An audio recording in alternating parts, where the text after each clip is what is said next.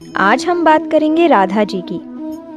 और राधा जी की बात करते हुए श्री कृष्ण का जिक्र ना हो ऐसा तो हो ही नहीं सकता, क्योंकि राधा और कृष्ण हमेशा एक दूसरे के पूरक रहे हैं। वैसे तो इनका प्रेम अनादि काल से चला आ रहा है, पर द्वापर युग में जब भगवान नारायण ने कृष्ण रूप में अवतार लिया तो संसार को प्रेम का सही अर्थ समझाने के लिए श्री कृष्ण के ही अंश राधा जी ने यमुना के निकट रावल ग्राम में वृषभान और कीर्ति के यहाँ राधा रूप में जन्म लिया। और जन्म लेने के साथ ही राधा और कृष्ण की प्रेम कहानी की शुरुआत हुई। परंतु दोस्तों, क्या आप जानते हैं कि ऐसी क्या स्थिति हुई जिसके कारण राधा को श्री कृष्ण से विरह का सामना करना पड़ा, और क्यों श्री कृष्ण ने अपनी प्रिय बांसुरी को तोड़ दिया? तो आइए इन सभी सवालों का जवाब जानते हैं। कहा जाता है कि राधा जी जन्म के समय देख नहीं सकती थी और स्वर्ग लोक से यह वचन लेकर वह पृथ्वी लोक पर आई थी कि जब श्री कृष्ण की प्रथम दृष्टि उन पर पड़ेगी तभी वे संपूर्ण जगत को देखेंगी, अन्यथा नहीं देखेंगी। बचपन से ही कृष्ण अपनी लीलाओं और बांसुरी की मधुर धुन से पूरे बरसाना वासियों का मन मोह लेते थे, और राधा कृष्ण तो 8 साल की उम्र से ही अपने प्रेम का आनंद लेने लगे थे। श्री कृष्ण को अपने जीवन में राधा और बांसुरी दो ही सबसे प्रिय थे, जो आपस में एक दूसरे से गहराई से जुड़े थे। जब भी श्री कृष्ण बांसुरी बजाते, राधा उनके पास दौड़ी चली आती और घंटों बांसुरी की धुन में मग्न रहती, जो उनके प्रेम को और बढ़ाता गया। वो यमुना नदी के तट पर बैठकर घंटों समय व्यतीत करते थे, पर उनका यह सुखद समय कुछ ही वर्षों का था, क्योंकि जैसे ही कृष्ण के मामा कंस को उनके वृंदावन में होने का पता चला, उसने तुरंत ही कृष्ण को मथुरा में युद्ध का निमंत्रण दे दिया, जिसके लिए कृष्ण को अपनी यशोदा माँ और पूरे गांव के साथ साथ राधा जी को भी छोड़कर जाना था। कृष्ण और राधा दोनों को पहले से ही पता था कि कृष्ण अब वृंदावन वापस कभी नहीं आएंगे और बहुत समय तक एक दूसरे से मिल भी नहीं पाएंगे। इसलिए मथुरा जाने से पहले राधा ने कृष्ण से 2 वचन लिए थे। पहला वचन यह था कि राधा के हृदय में हमेशा केवल कान्हा का वास रहेगा, और दूसरे वचन के अनुसार मृत्यु से पहले उन्हें कान्हा के दर्शन होंगे। परंतु इन वचनों को देने के बाद श्री कृष्ण को पता था कि राधा उनके वेरा में बहुत विलाप करेंगी, इसलिए ताकि राधा खुश रहें, श्री कृष्ण ने भी राधा से एक वचन लिया कि राधा कृष्ण को याद करके अब एक भी अश्रु नहीं बहाएंगी। यह वचन लेने के बाद श्री कृष्ण मथुरा की ओर बढ़ जाते हैं और राधा वृंदावन में ही रह जाती हैं, जिसके बाद से राधा का वर्णन बहुत कम ही मिलता है। इसके बाद कृष्ण ने मथुरा जाकर कंस का वध किया और अपने माता पिता देवकी और वासुदेव को मुक्त कराया। फिर उन्होंने मथुरा से आगे बढ़कर प्रजा की रक्षा के लिए द्वारका नगरी की स्थापना की, जिसके बाद से उन्हें द्वारकाधीश कहा गया। कृष्ण द्वारका में रुक्मणी और सत्यभामा से विवाह करते हैं। इनके अलावा कृष्ण की 16,108 रानियां भी थी, जिसमें रुक्मणी कृष्ण की सबसे प्रिय पत्नी थी। उन्होंने केवल कृष्ण की छवि को देखकर ही उन्हें अपने मन में बसा लिया था। कृष्ण से विवाह के लिए वह अपने भाई रुक्मी के विरुद्ध भी चली गई थी। प्रेम पत्र के माध्यम से कृष्ण को बुलाकर वह उनके साथ भाग गई थी। फिर उन्होंने कृष्ण के साथ द्वारका नगरी में सुखपूर्वक अपना जीवन व्यतीत किया और कृष्ण भी अपने दैवी कार्यों में लीन हो गए। राधा और कृष्ण प्रेम की एक अनुपम मिसाल है, जिन्होंने कभी विवाह नहीं किया, केवल अपने मन और हृदय से एक दूसरे को प्रेम किया और उसी सच्चे प्रेम से एक दूसरे से हमेशा बंधे रहे। दोस्तों, राधा और कृष्ण के प्रेम की बहुत सी अलग अलग कथाएं हैं और उनमें से एक प्रचलित कहानी ये है कि कृष्ण कभी सोते सोते ही राधे श्री राधे बोल पड़ते थे, जो श्री कृष्ण की रानियों को अच्छा नहीं लगता था। तो एक बार रुक्मणी ने श्री कृष्ण से कहा कि हे प्रभु, प्रेम तो हम सब भी आपसे करते हैं, पर ऐसा राधा जी में क्या है जो आप सोते हुए भी उन्हें याद करते हैं? तो कृष्ण बोले, तुम एक बार राधा से मिल आओ, फिर तुम्हें खुद पता चल जाएगा, और उनके लिए कुछ लेते हुए भी जाना।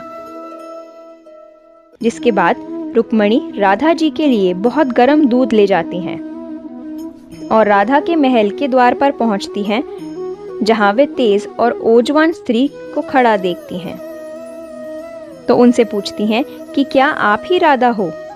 तो वह कहती है, नहीं, मैं राधा नहीं, उनकी सेविका हूं। राधा रानी तो 7 द्वार के अंदर मिलेंगी। तो रुक्मणी जी एक दो करके ऐसे सभी द्वारों को पार करती जाती हैं। जब वह राधा रानी के कक्ष में पहुंचती हैं, तो उन्हें पता चलता है कि राधा कई रातों से कृष्ण नाम जपते हुए जागती रही और अभी उन्हें निद्रा आई। रुक्मणी राधा की सखियों को बताती हैं कि किस तरह कृष्ण ने उन्हें राधा से मिलने के लिए कहा। उतने में ही श्री राधा उठ जाती हैं और कहती हैं कि कृष्ण ने आज मुझसे मिलने के लिए किसी को भेजा है। रानी रुक्मणी आश्चर्यचकित हो जाती हैं। केवल कृष्ण जी का नाम लेने से राधा जागृत हो गई और उन्हीं के बारे में पूछने लगी। इतना ही नहीं, जब राधा को पता चला कि कृष्ण ने उनके लिए प्रसाद भेजा है, तो वह बिना कुछ सोचे रुक्मणी से वह गर्म दूध लेके पी जाती हैं, जिसे देखकर रुक्मणी हैरान रह जाती हैं। फिर वो राधा जी से बातें कर वापस आ जाती हैं। यह सब हो जाने के बाद जब रात्रि के समय रुक्मणी श्री कृष्ण के पैर दबाती हैं, तो देखती हैं कि उनके पैरों में छाले पड़ गए हैं, जिसे देखकर वह हैरान रह जाती हैं और पूछती हैं कि प्रभु, आप कहाँ पैदल गए थे जो आपके पैरों में छाले पड़ गए? तो श्री कृष्ण कहते हैं, आपने गलती से राधा जी को गर्म दूध पिलाया था, जो राधा एक ही बार में पी गई थी, जिससे उनके हृदय में छाले पड़ गए हैं और उनके हृदय में हमेशा मेरे चरण कमल विराजमान रहते हैं, जिससे मेरे पैरों में भी छाले पड़ गए। तब फिर रुक्मणी को राधा और कृष्ण के प्रेम की पराकाष्ठा का पता चलता है कि प्रेम शरीर से नहीं, आत्मा से होता है। एक अन्य कथा के अनुसार ब्रह्मा जी ने पृथ्वी लोक आकर वृंदावन में पहले राधा और कृष्ण का विवाह करवाया था, पर इसके बारे में ज्यादा जानकारी नहीं है। राधा भी वृंदावन में कृष्ण की भक्ति के साथ अपना जीवन व्यतीत करने लगती हैं और कहा जाता है कि यादव पुत्र अभिमन्यु या आयन से उनका विवाह भी हो जाता है, पर अभिमन्यु को महर्षि दधीची का श्राप था, अगर वह राधा को छुएगा तो भस्म हो जाएगा। इस प्रकार राधा विवाह के पश्चात भी कृष्ण के प्रेम से स्वतंत्रता पूर्वक जुड़ी रहती हैं। बहुत वर्षों बाद जब राधा अपना वैवाहिक जीवन बहुत अच्छे से निभा लेती हैं, वह समस्त जिम्मेदारियों से मुक्त हो जाती हैं और फिर वह कृष्ण के पास द्वारका आती हैं। द्वारका पहुंचने के पश्चात राधा और कृष्ण आपस में मौन रहते हुए मन की अभिव्यक्तियों से घंटों एक दूसरे से बातें करते हैं। कृष्ण के अलावा राधा को कोई भी नहीं पहचान पाता।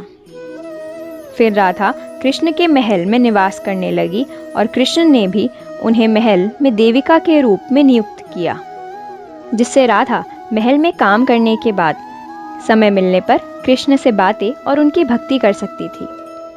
परंतु कृष्ण तो अपने राजपाट व अन्य कार्यों में व्यस्त रहते थे। दूसरी ओर राधा अपने पुराने कृष्ण को ही याद करती थी, परंतु कृष्ण का पुराने दिनों जैसा साथ ना पाकर राधा का मन और अधिक व्याकुल रहने लगा और उन्हें ये डर सताने लगा कि कृष्ण की जो मनोहर छवि उनके हृदय में है, वह कहीं धूमिल ना हो जाए। इसी डर से राधा ने चुपचाप कृष्ण का राजभवन और द्वारका नगरी को छोड़ दिया। जिसके बाद ऐसे ही कुछ समय और बिताने के पश्चात जब राधा का अंतिम समय पास आने लगा, तब उन्होंने कृष्ण का स्मरण कर उन्हें अपने वचन की याद दिलाई।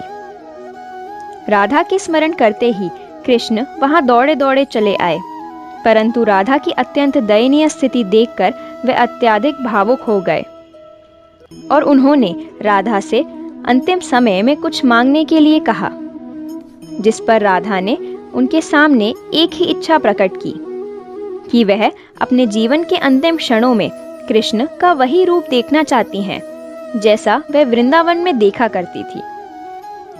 वो उन्हें वही बांसुरी की मीठी धुन बजाते हुए सुनना चाहती हैं। दोस्तों, राधा जी के बस इतना कहने की देर थी कि कृष्ण ने अपनी बांसुरी उठाई और वही मीठी धुन बजाने लगे। और बांसुरी बजाते हुए कृष्ण और उनकी धुन सुनती राधा दोनों की ही आंखों से प्रेम के अश्रु की धारा बहने लगी।